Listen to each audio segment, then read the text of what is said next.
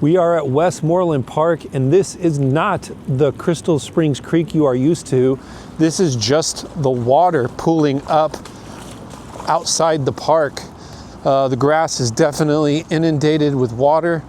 We're gonna walk over and show you. The creek is definitely nearing, if not at capacity. The ducks seem to like it, but it is high as can be. I don't know if I've ever seen it this high before. It is definitely approaching the banks, the upper portion of the banks. Definitely pushing into the park a little bit. Lots of ducks, lots of debris, lots of water, and as you can see, definitely pooling up right outside the Crystal Springs Creek.